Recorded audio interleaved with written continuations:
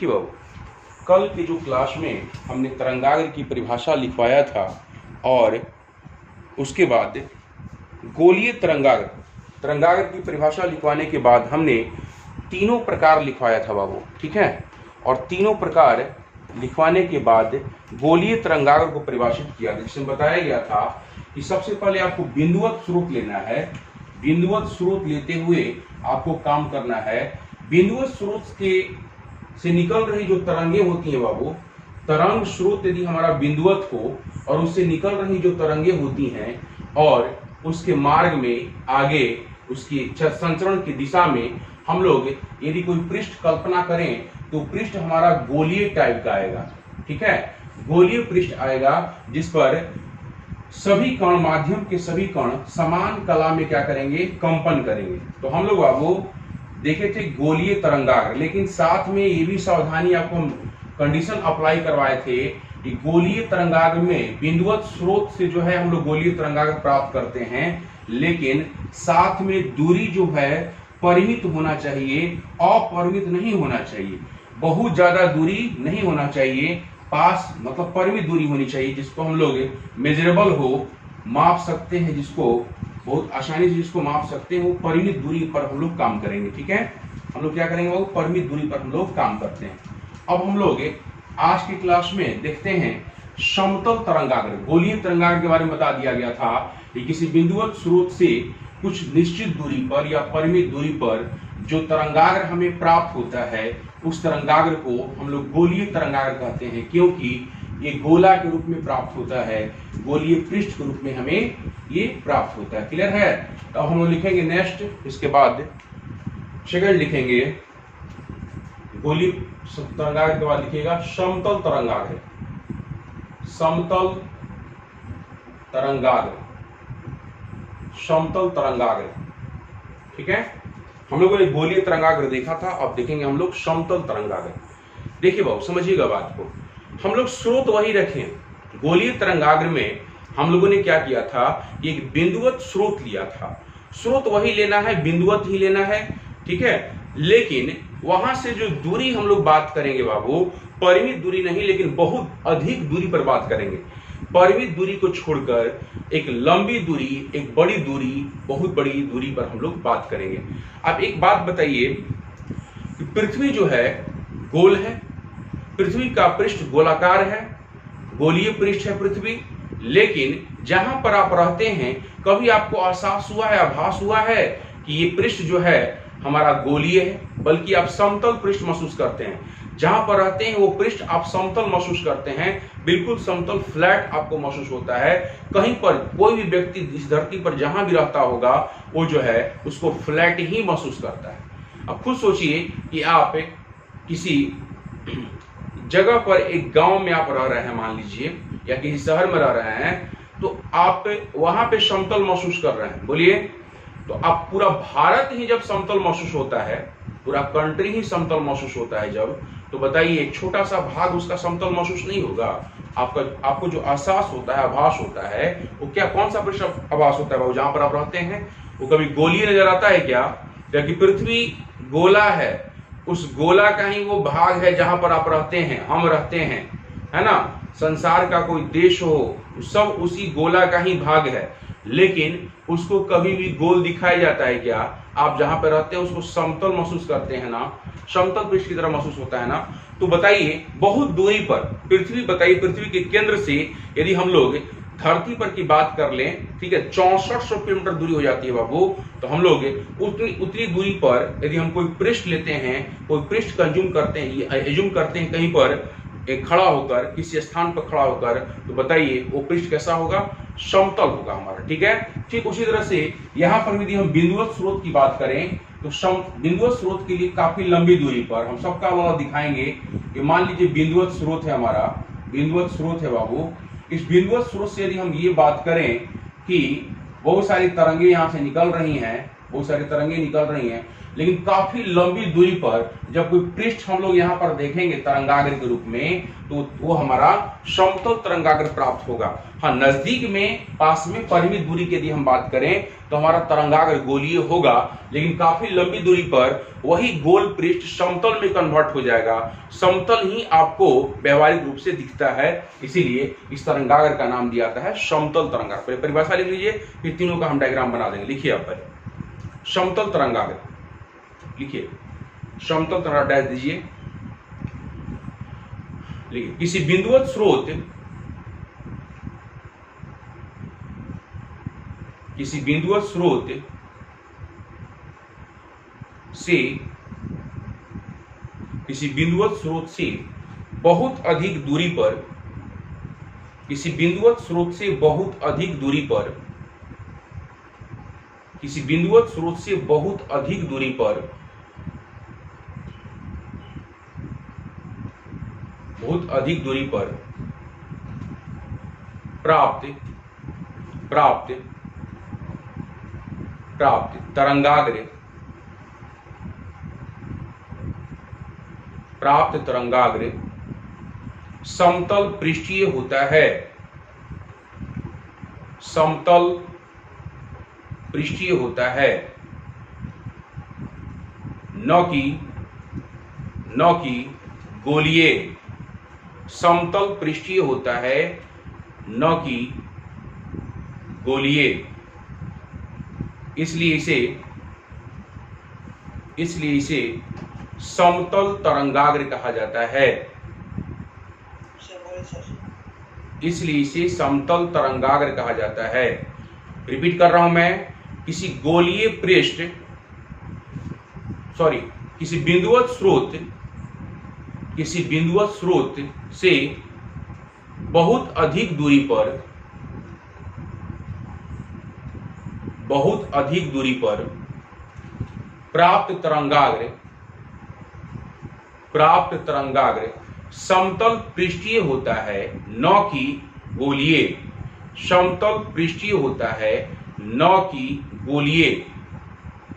इसलिए इस तरंगाग्र को समतल तरंगाग्र कहा जाता है। इसलिए इस तरंगाग्र को समतल तरंगाग्र कहा जाता है। इसलिए इस तरंगाग्र को समतल तरंगाग्र कहा जाता है। क्लियर है? इसलिए इस तरंगाग्र को क्या कहते हैं बाबू? समतल तरंगाग्र कहा जाता है। ठीक, एक और लिखिए, तीसरा प्रकार जो बताया गया था, थर्ड प्रकार लिखिए,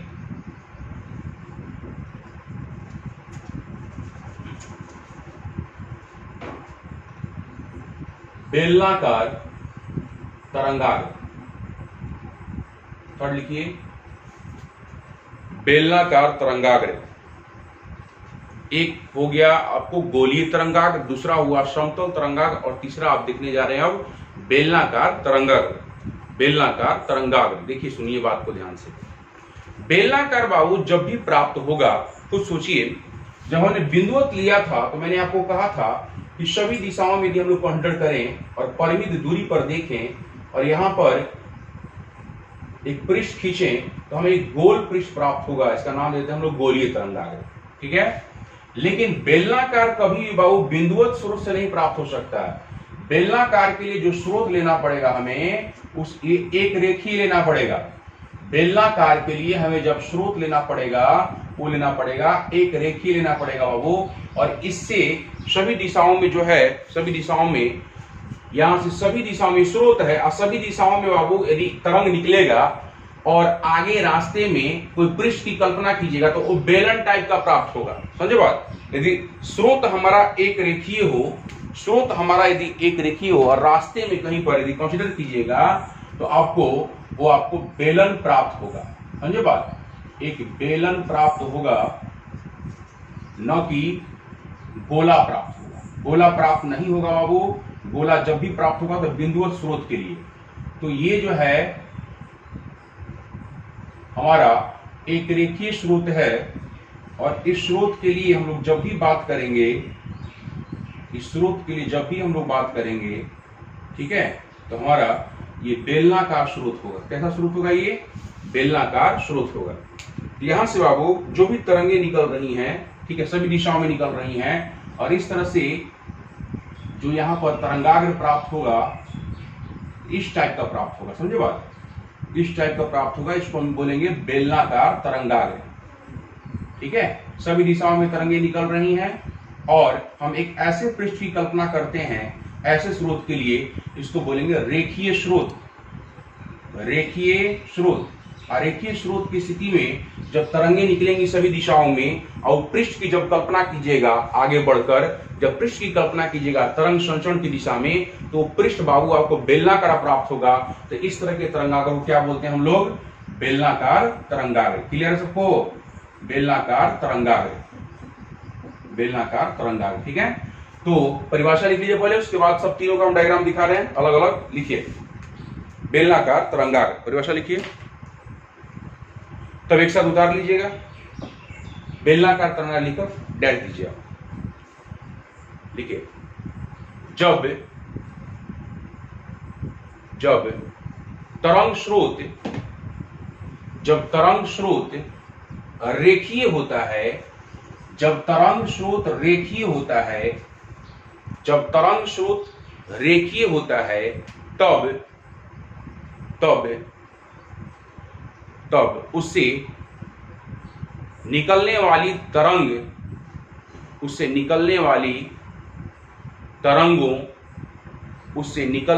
तरंगों की संचरण की दिशा में, उससे निकलने वाली तरंगों की संचरण की दिशा में, संचरण की दिशा में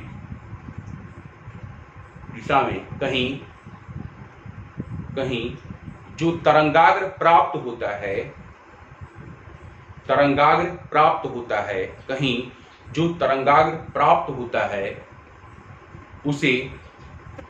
उसे समतलीय तरंगाग्र,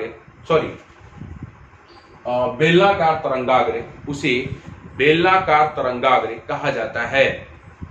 उसे बेलनाकार तरंगाग्र कहा जाता है। उसे बेलनाकार तरंगाग्र कहा जाता है। अब डायग्राम देखिए बाबू, तीनों डायग्राम एक साथ बना लीजिए। उसे बेलनाकार तरंगाग्र कहा जाता है। उसे बेलनाकार तरंगाग्र कहा जाता है। अब तीनों का हम अलग अलग डायग्राम दिखा रहे हैं। एक तो बेलनाकार तरंगाग्र दिखा चुके हैं हम। शुरू करते हैं गोलीय तरंगाग्र से। गोलीय तरंगाग्र जब बोला गया था बाबू, तो उसके लिए जो पृष्ठ था, आपको पृष्ठ जो है हमने आपको बताया था कि गोली टाइप, कर्व टाइप का रहेगा, गोला रहेगा। तो हम लोग एक स्रोत ले रहे हैं। हम लोग पहला जो देखे थे फर्स्ट गोलीय तरंगाग्र के लिए एक बिंदुवत स्रोत की हमने कल्पना किया था। मैंने आपको बोला था एक बिंदुवत स्रोत जब लेते हैं हम लोग, वहां से जो तरंगे निकलती हैं और उसकी दिशा में हम यदि आगे बढ़े बाबू, उसकी दिशा में यदि हम आगे बढ़े, तो इसके लिए देखिए तरंगाग्र हम खींच रहे हैं, ध्यान दीजिएगा।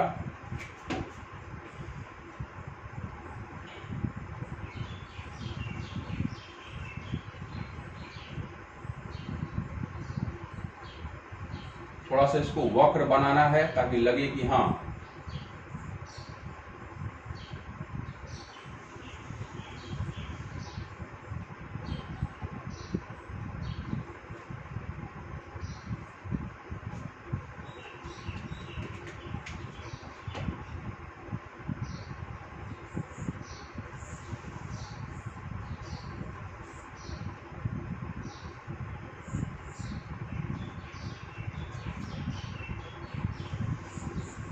थोड़ा सा हल्का कर्व बनाना है, इसको कर्व दिखाना है। सीधा सीधा मत खींचिएगा, कर्व हल्का हल्का बनाइएगा, कर्व खींचिएगा हल्का हल्का,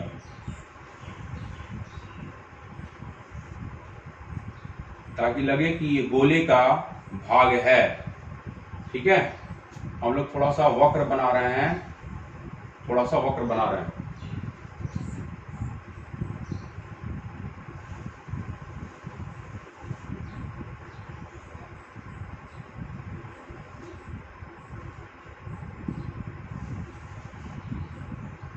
डायग्राम आप बना सकते हैं। जब तक मैं कुछ नहीं बोल रहा हूं तब तक आप कलम चला सकते हैं देखते हुए। ठीक है, ये थोड़ा सा हमने वक्र दिखाया हुआ, कोई लाइन सीधा लाइन मत खींचिएगा। ये सब थोड़ा थोड़ा वक्र हमने दिखाया है, हल्का हल्का सबको वक्र दिखाया हमने, इसलिए कोई भी सीधा मत खींचेगा। तो यहां से बाबू जो भी हमें, इसके लिए हम एक परिमित दूरी पर बात कर रहे हैं, यहां से जो भी हम कल्पना करेंगे, जो भी कल्पना करेंगे हम यहां से,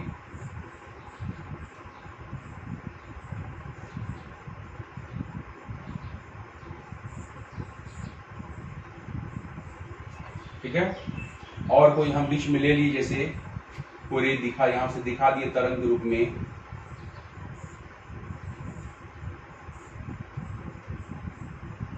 लगना चाहिए कि हम त्रिज्या टाइप का सर खींचे हैं, इस तरह से जो है आप भी बनाइएगा।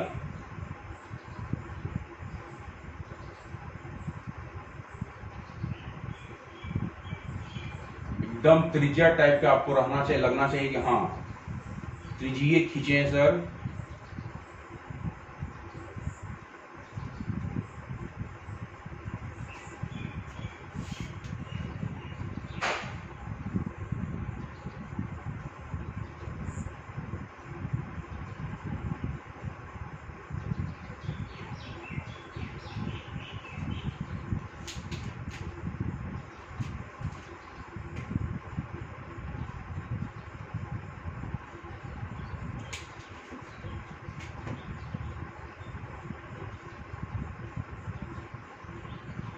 डायग्राम बनाइए सब लोग, और इस तरह से बाबू हम लोग गोलीय तरंगाग्र को दिखाते हैं। जी तो 3D टाइप का लगेगा। हाँ 3D लगे, चाहे जैसा भी लगे उतारो चुपचाप, ये 3D टाइप का ही है, 3D ही दिखाया गया है, 3D टाइप का ही दिखाया गया है, आप 3D टाइप का दिखाइए।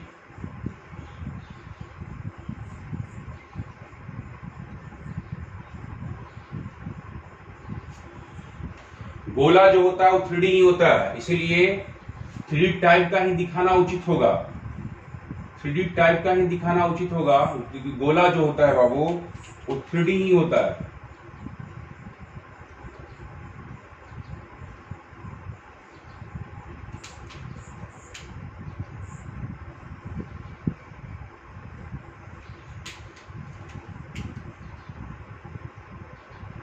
दिखा लीजिए, रफ स्केच खींच के दिखा दीजिए। ये जो यहां से जो तरंगे निकल रही हैं और इसके संचरण की दिशा में कहीं पर भी एक पृष्ठ की यदि हम कल्पना करें, तो जो तरंगाग्र हमें प्राप्त होगा वो कहलाएगा गोलीय तरंगाग्र। ठीक है, ये गोलीय तरंगाग्र को इंडिकेट कर रहा होगा। ये सरफेस ले रहे हैं ये सब वक्र टाइप का, सीधा सीधा कोई लाइन नहीं खींचेगा, एकदम सीधा सीधा मत खींचेगा, एक वक्र थोड़ा घुमाया गया, घुमाइएगा इसको। ठीक है, इसको बोलते हैं हम लोग गोलीय तरंगाग्र कहा जाता है। ये आपका गोलीय तरंगाग्र है। ठीक, और हम समतल तरंगाग्र की बात किए थे कि परिमित दूरी पर होता है, ये बिंदुवत स्रोत से परिमित दूरी पर, परिमित मतलब मापी की कुछ मापने वाली जो दूरी होती है, कुछ निश्चित दूरी पर हम लोग जिसको माप सकते हैं उस दूरी पर है। और जब हम समतल तरंग, इसी को काफी दूरी पर यदि हम बात करें, लॉन्ग दूरी पर बात करें, जो सेकंड वाला था, और ये तो आपका थर्ड है बेलनाकार तरंग। सेकंड की यदि हम बात करें, एक बिंदुवत स्रोत फिर से ले रहे हैं, बिंदुवत स्रोत ही लेना है, लेकिन इसके लिए बात होगी लंबी दूरी पर, यहां लिख देंगे हम लंबी दूरी पर। तो इसके लिए बाबू जो भी तरंगाग्र हम खींचेंगे वो लंबी दूरी के लिए यहां पर लिखा रहेगा, वो हमारा समतल तरंगाग्र ही होगा, वो हमारा समतल तरंगाग्र ही होगा, वो हमारा, इसमें एकदम सीधा सीधा लाइन खींचेगा, जिसमें जो है बाबू सीधा सीधा ही लाइन खींचना है, इसमें आपको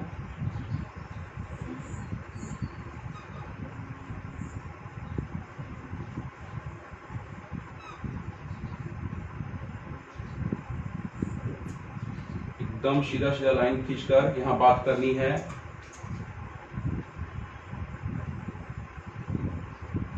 सीधा खींचेगा लाइन तभी आपको समतल जैसा आपको दिखेगा।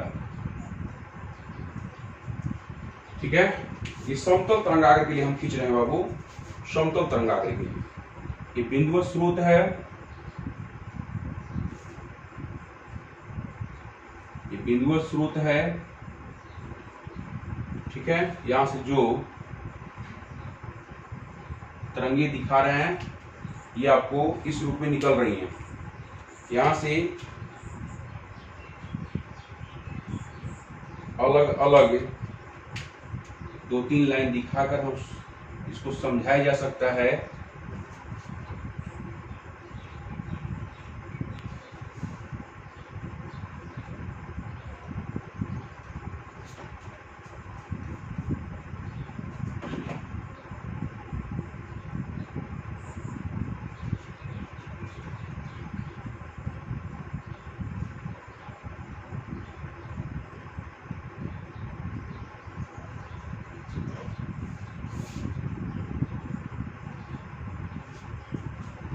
ठीक है, ये हमारा समतल तरंगागर को इंडिकेट कर रहा है।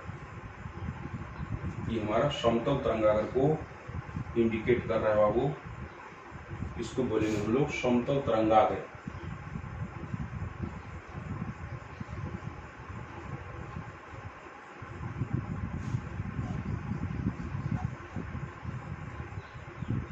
बहुत सारी तरंगे यहाँ से निकल रही हैं, इसका बस यही इंडिकेशन है कि बहुत सारी तरंगे निकल रही हैं।